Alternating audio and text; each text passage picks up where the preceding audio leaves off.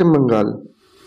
वैसे तो पश्चिम बंगाल कई चीज़ों के लिए फेमस है, लेकिन ये स्टोरी ऐसे एक रेलवे स्टेशन की है जिसे भारत सरकार ने 42 ईयर के लिए बंद कर रखा था।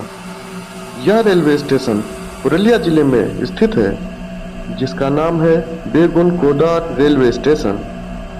यह रेलवे स्टेशन काफ़ी रिमोट एरिया में स्थित है, जिसकी वजह से वहाँ ज़्यादा भीड़ भाड़ नहीं होती है और यह रेलवे स्टेशन ज़्यादातर खाली ही पड़ा रहता है। तो यह स्टोरी है रमेश की, जो कि इंडियन रेलवे में गार्ड की जॉब करता है। रेलवे में उसका इसी स्टेशन पर ट्रांसफ़र होता है और उसकी नाइट ड्यूटी होती है। रमेश उस स्टेशन के किस्सों से बिल्कुल अनजान था। उसको ज्वाइन किए हुए लगभग 1 वीक हो चुका था। उसका ये रूटीन था कि वो रात में लालटेन और डंडा लेकर पूरे प्लेटफॉर्म का चक्कर लगाता था। बीच बीच में वो सीटी भी बजाता रहता था। लेकिन एक रात वह देखता है कि एक बूढ़ी सी औरत एक बेंच पर बैठी हुई है। ठंड का मौसम था। वह बूढ़ी औरत ठंड से बहुत कांप रही थी। रमेश उसके पास जाकर पूछता है कि वह कौन है, कहाँ से आई है, लेकिन वह कुछ नहीं बोलती है, बस चुपचाप बैठी रहती है और ठंड से कांपी जा रही थी। तो रमेश ने उसे एक शॉल दी कि वो ठंड से बच सके। लेकिन जैसे ही वह औरत रमेश की तरफ बढ़ती है, रमेश उस औरत को देखकर डरकर भाग जाता है। वह देखता है कि उस औरत का चेहरा ही गायब था। रमेश वहां से भागकर सीधा वेटिंग रूम में आ जाता है। उसने जो देखा उसे अपनी आंखों पर मानो यकीन ही नहीं हो रहा होता। रमेश उस रात को एक बुरा सपना समझकर भूल जाता है, लेकिन अगली रात वह फिर से प्लेटफॉर्म पर चक्कर लगा रहा था। रमेश टहलता हुआ थक गया था, तो पास ही पड़ी एक बेंच पर बैठकर आराम करने लगा। उसने देखा कि घड़ी में लगभग रात के 2 बज रहे थे। कुछ ही देर बाद उसके पीछे किसी के चलने की आवाज आती है। जैसे ही वह लालटेन लेकर पीछे देखता है तो वहां उसे कोई नहीं दिखता। रमेश को लगा कि उसे नींद आ रही है, इसीलिए उसे ऐसा वहम हो रहा है। वो चारों तरफ देखता है और सोने लगता है। कुछ ही समय बाद उसे ऐसा लगता है कि जैसे उसके कंधे पर कोई हाथ रखकर उसे जगा रहा हो। वह चौंक कर उठता है, चारों तरफ देखता है कि वहां कोई नहीं था। रमेश को फिर से ऐसा ही लगा कि वो शायद नींद में है, तो उसे कोई वहम हुआ हो। रमेश यह सब सोच ही रहा था कि तभी उसे पीछे से पायल की आवाज सुनाई देती है। उसने मुड़कर देखा कि एक उसे लड़की जाती हुई दिखाई देती है। रमेश उस लड़की को आवाज देकर रोकने लगता है। जैसे ही वह उस लड़की के पास पहुंचा, वह लड़की उसकी आंखों के सामने से गायब हो जाती है और रमेश यह सब देखकर बहुत डर गया। ठंड के मौसम में भी उसे बुरी तरह पसीना आने लगा।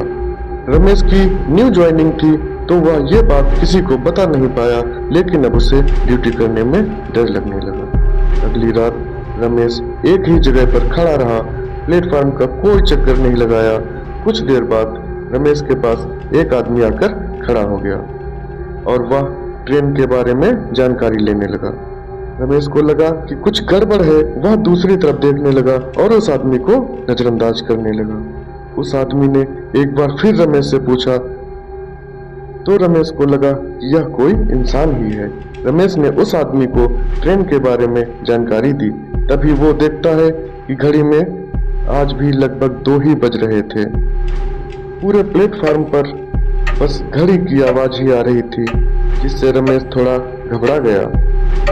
सामने खड़े आदमी ने रमेश के कंधे पर हाथ रखकर उसे जगाया, तब वह होश में आया। रमेश ने देखा कि सामने खड़ा आदमी उसे धुंधला दिखाई दे रहा है। उसने अपनी आंखें मली, फिर भी वह उसे धुंधला ही दिखाई दे रहा था।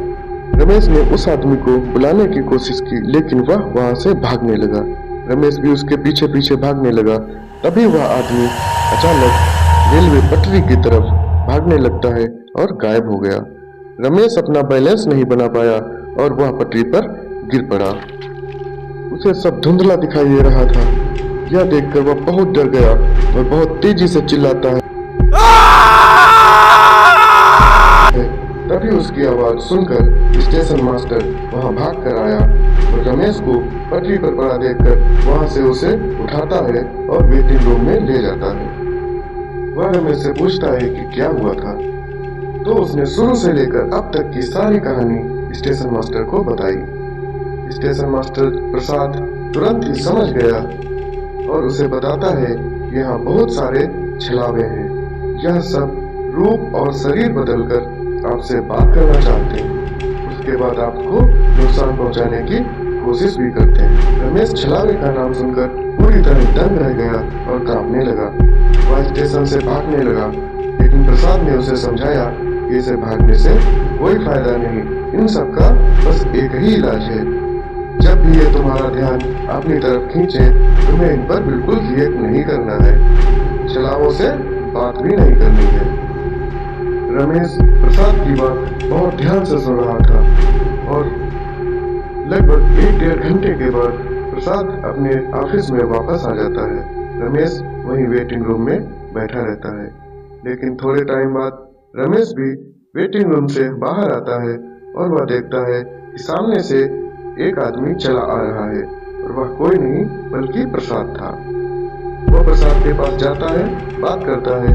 तभी उसे अचानक याद आया कि प्रसाद तो अपने ऑफिस में गया था, तो यह यहाँ कैसे? भाग कर जाता है और देखता है कि प्रसाद अभी भी अपनी डेस्क पर बैठकर काम कर रहा था। इतना देखते ही रमेश पूरी तरह पागल होकर चिल्ला के भागने लगता है। तभी रमेश का पैर नीचे पड़ी एक चीज से टकराता है और वह वहीं पर गिर जाता है। रमेश देखता है कि वह किसी की लाश है और वह लाश किसी और की नहीं बल्कि प्रसाद की थी।